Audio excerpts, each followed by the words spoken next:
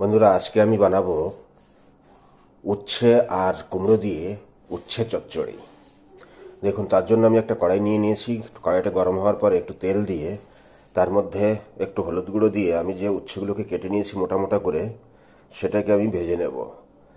উচ্ছেগুলোকে দিয়ে আমি একটু নুন দিয়ে এটাকে ভালো করে পাট পাট করে আমি ঢেকে এটাকে লাল করে ভেজে নেব। উচ্ছেগুলো আমি মোটা করেই কেটেছি। চচ্চড়িতে একটু মোটা উচ্ছে হলে ভালো লাগে বন্ধুরা, তাই আমি মোটা করেই কেটে এটা পাট পাট করে ঢেকে আমি দুইবার করে এদিক ওদিক করে উচ্ছেগুলোকে বেশ লাল লাল ভেজে নেব। বন্ধুরা, আজকে আমি পেঁয়াজ রসুন ইউজ করব। উচ্ছেতে একটু রসুন দিলে খুবই ভালো লাগে। তাই প্রথমেই আমি উচ্ছেগুলোকে ভেজে নিয়ে আর এদিকে আলু আর কুমড়ো আমি কেটে রেখেছি। আর দেখুন, উচ্ছেটা ভাজার পরে তেলের উপরে 5টা 6টা শুকনো লঙ্কা আর হাফ হাফ চামচ করে হলুদ, সর্ষে আর কালো জিরে দিয়ে দিলাম আমি। আর তার উপরে কিছুটা রসুন কোয়া আমি চিরা চিরা লাগিয়ে সেটাকে দিয়ে দিলাম। আর একটা পেঁয়াজ আমি কেটে দিয়ে দিলাম। দিয়ে একটু নাড়িয়ে চাড়িয়ে আমি যে কুমড়ো আর আলুটাকে কেটে রেখেছি সেটাকে দিয়ে ভালো করে আমি ফ্রাই করতে লাগবো।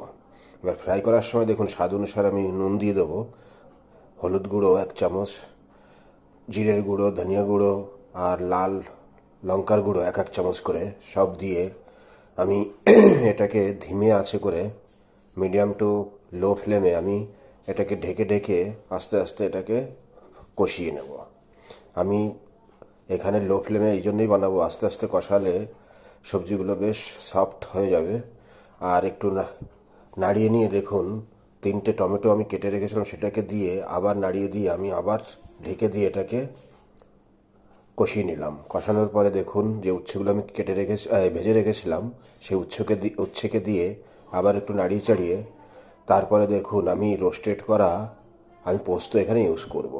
আমি বেটে দেইনি, রোস্টেড করা দিয়েছি যাতে এই দানাগুলো মুখে পড়ে, সেই জন্য। এরপর পোস্তটাকে নাড়িয়ে চাড়িয়ে দিয়ে আমি অল্প একটু জল দিয়ে দিলাম, এই জন্যই সবজিগুলো যাতে একদম সফটনেস আসে। আর জলটা দিয়ে নাড়িয়ে চাড়িয়ে ওর উপরে আমি 1 চামচ চিনি দিয়ে এটাকে ঢেকে 5 7 মিনিট আমি পাকাবো। দেখুন, 5 7 মিনিটে ঝোল কমে এসছে। আমি একদমই ঝোল রাখবো না এতে, যেহেতু চচ্চড়ি।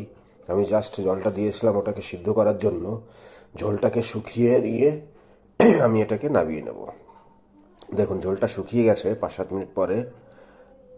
এবার আমি নামিয়ে নিলাম। বন্ধুরা, এইভাবে একবার বানান, উচ্ছের চচ্চড়ি ভীষণই ভালো লাগে।